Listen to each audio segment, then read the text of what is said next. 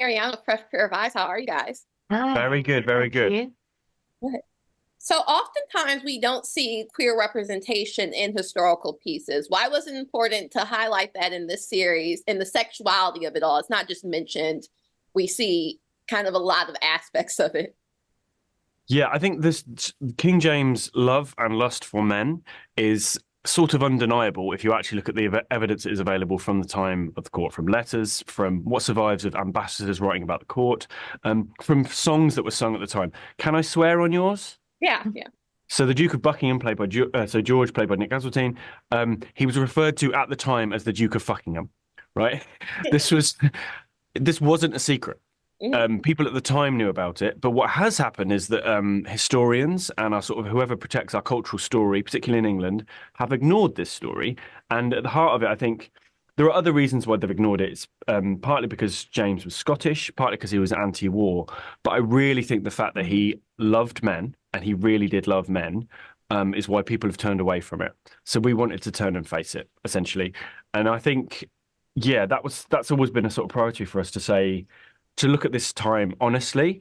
And the show is fun, and we've had some fun making it. But at its heart, we are telling a true story, I think. Mm. Yeah, Yeah. absolutely. And I think it's also about putting women back at the center of history, seeing the story from Mary's point of view, because she was this extraordinary character who really has been completely written out of history, even though she's buried in Westminster Abbey in this huge tomb, saying she's descended from 5 kings around the side of it. But she's also, history's been written by men, really, in the last 400 years. So I think that was a really conscious choice, wasn't it, Yeah. of ours to put women and queer characters back at the center. Yeah.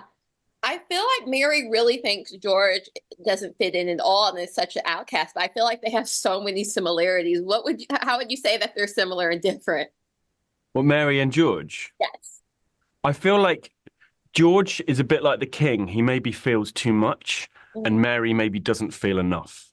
And that's both the sort of products of their upbringing. So Mary has had a tough life, and she's had to sort of harden herself and be quite a tough agent of change to get anything done.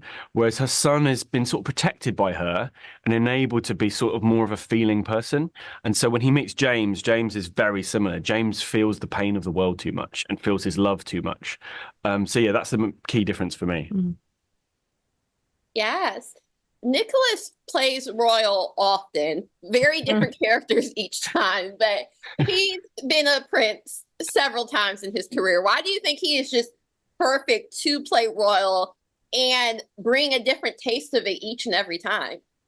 I think it's something to do with his bearing, isn't it? I think he does come Mhm. from he's got this Greek background, maybe a little That's bit of Russian Russian aristocracy, aristocracy. the House of Galitzine, I think. Yes. So I think it's his kingly manner that Yeah. we buy into. We met a lot of different young men for the part, and he from the minute he came in, he was the right casting. Well, you've seen him.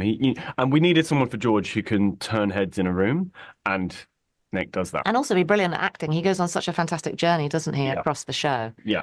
Yeah, so he's great. So he is George. Yes. What was your favorite scene to see come to life? Because when you're writing it, when you're having ideas about it, it can look some way, but when you see it come to life, you're like, I can't believe I have this imagination and all of these ideas. What was your favorite scene to see like alive? The most intense was the orgy.